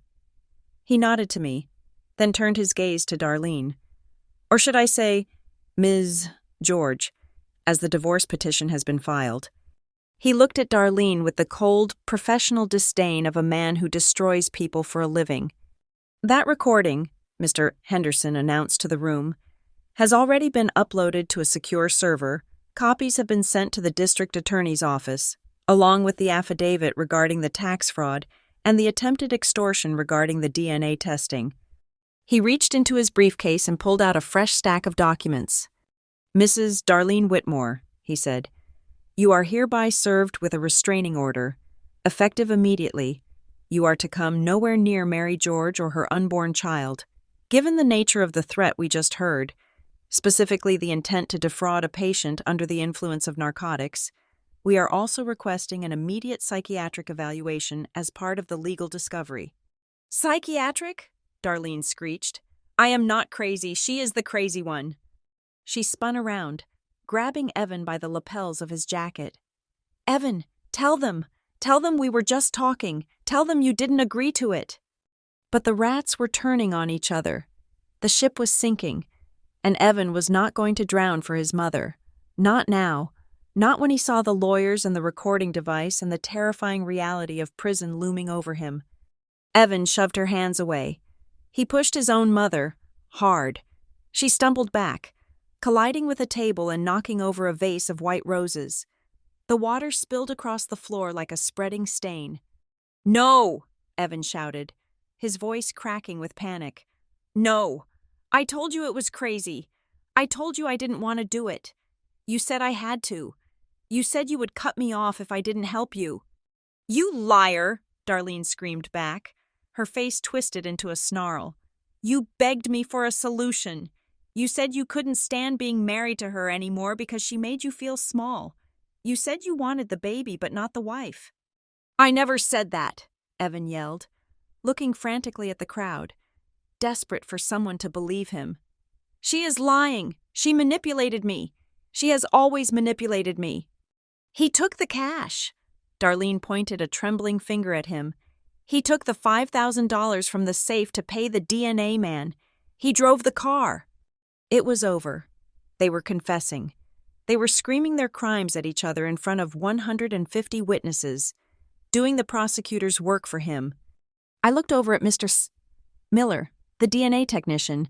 He was trying to inch his way toward the door again, capitalizing on the chaos. "Mr. Miller," I said, my voice cut through the shouting match between mother and son. He froze. "The police are about 5 minutes away," I said calmly. "Mr. Henderson called them when the recording started playing. If you are still here when they arrive, you will be arrested as an accessory to conspiracy." Mr. Miller looked at me, then at the screaming Whitmores, then at Mr. Henderson, who was blocking the main exit. "I will talk," Mr. Miller blurted out. "I will tell you everything right now. Just, can I get a deal?" "Speak," Mr. Henderson said, crossing his arms. "It wasn't just the negative result," Mr. Miller said, his words tumbling out fast. "They paid me to swap the sample. They gave me a swab from Evan's cousin. They wanted the test to show that the baby wasn't Evan's, but that it was related to the family. They were going to frame you for sleeping with a relative, to make it disgusting, so the judge would give them emergency custody immediately." The crowd let out a sound of pure revulsion. Framing me for infidelity was one thing. Framing me for incest was a level of depravity that even the most cynical gossip in the room couldn't stomach. I felt a wave of nausea, but I pushed it down. I looked at Evan. He had stopped screaming. He was staring at Mr. Miller, his face draining of all color. He knew there was no coming back from that. "You were going to say I slept with your cousin?" I asked Evan. My voice was barely a whisper, but he heard it. "Mary," he wept, falling to his knees in the spilled flower water. "Mary, I was scared. She said it was the only way to be sure we got the trust back." "You are not a man," I said. "You are a hollow shell." I looked at Mr. Henderson. "Is everything filed?" "Everything," Mr. Henderson confirmed. "The accounts are locked. The restraining order is active. The divorce petition is in the system. And the evidence of the tax fraud is with the IRS special agent I spoke to this morning." He looked at the guests, who were watching the scene with a mix of horror and awe. They realized now that they hadn't just watched a drama. They had watched a masterclass in preparation. They realized that while Darlene was planning a party, I had been planning a war. "Ladies and gentlemen," Mr. Henderson said, "this concludes the scheduled entertainment. I would advise you to clear the area before the authorities arrive to take statements." The spell broke. The guests began to move, hurriedly gathering their purses and coats, desperate to escape the blast radius of the Whitmore implosion. I didn't move. I stood there, watching Evan kneeling in the water, sobbing into his hands. I watched Darlene leaning against the table, staring into space, her empire of lies dissolved into nothing. Evan looked up at me one last time. His eyes were red-rimmed and pathetic.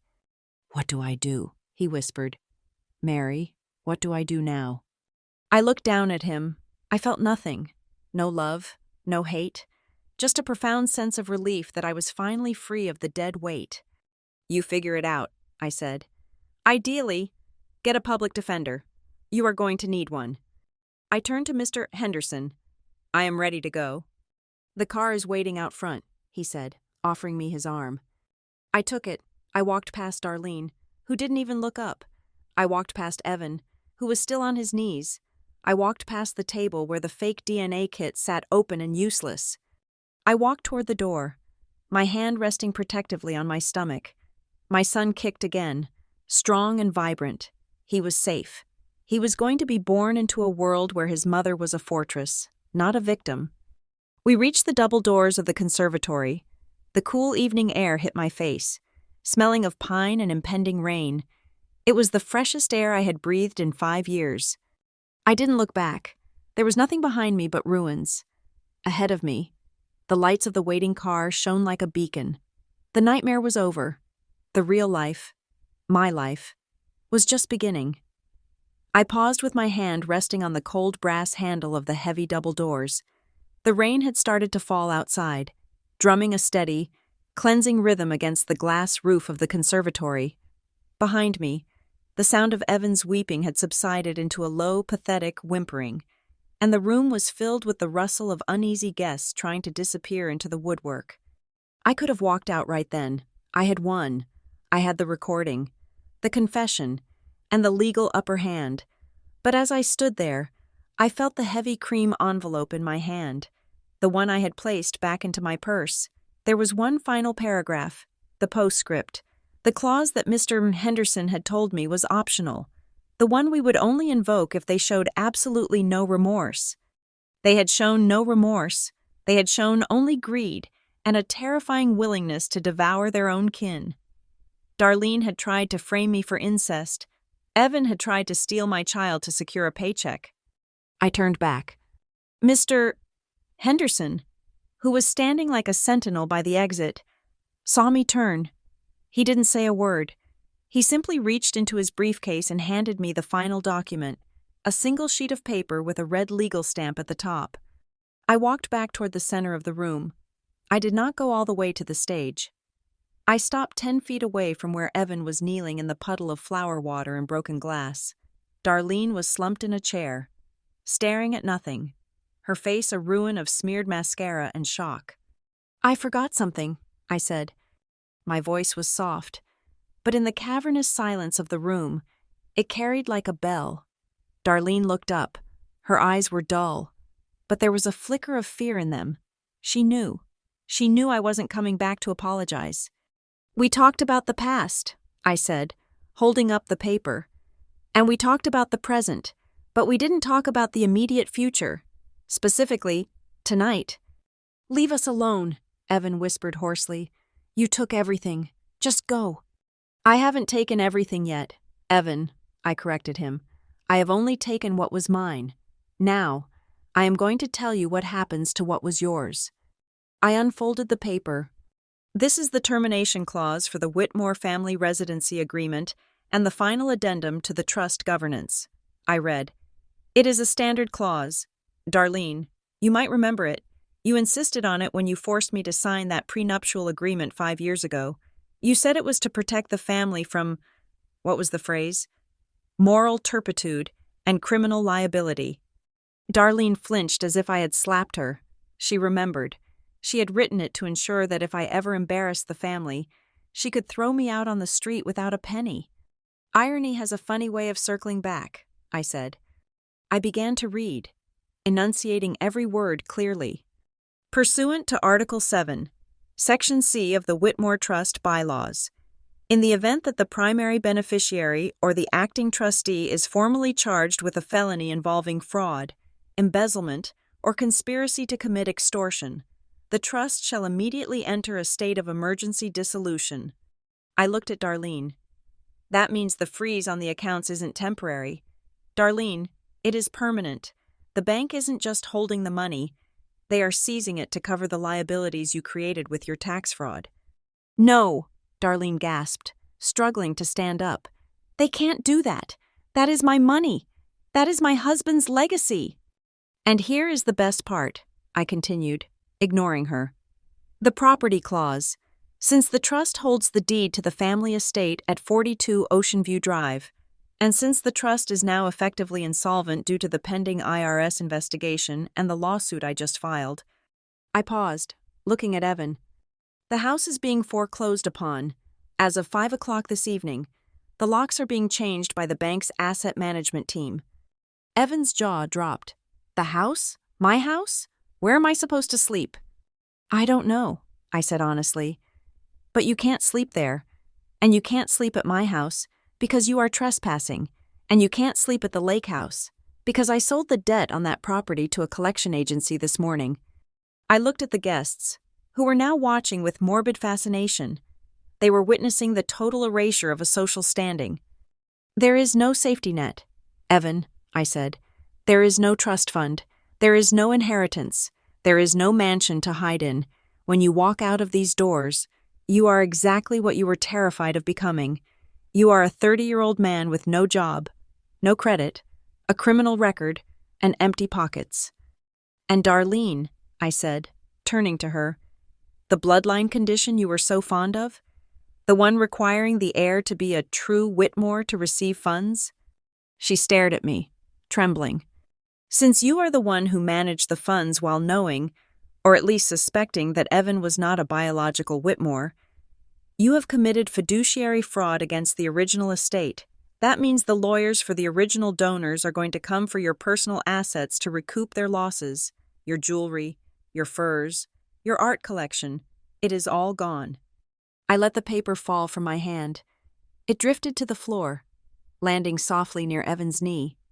You wanted to know if my baby was good enough for this family, I said, looking at them one last time. But the truth is, this family isn't good enough for my baby. I turned on my heel. The finality of the moment settled over the room like a shroud. There was no more shouting, no more denials, just the crushing weight of reality.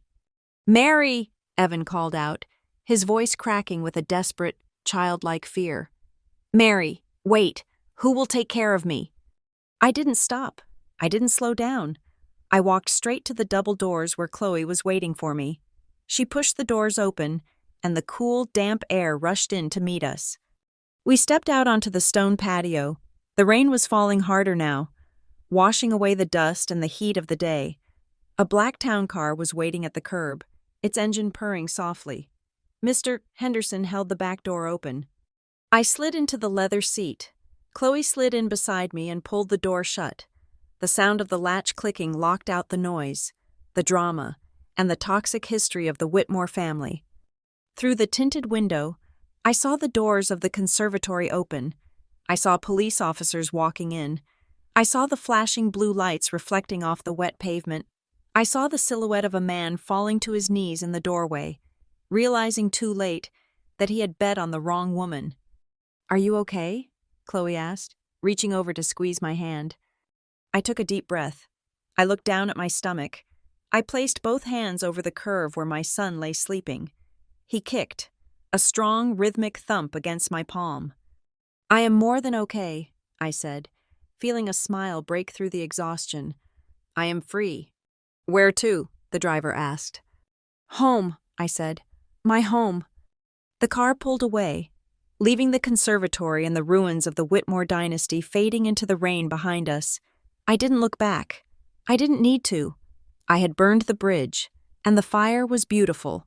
I chose peace. I chose dignity.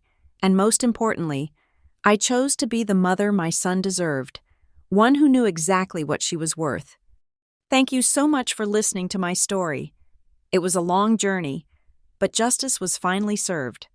I would love to know where you are tuning in from today. Please leave a comment below with your city or country so we can see how far this story has traveled. And if you enjoyed seeing a strong woman take back her power, please make sure to subscribe to the channel Lila Revenge Stories, hit that like button, and smash the hype button to help this story reach even more people who might need the courage to stand up for themselves. See you in the next story.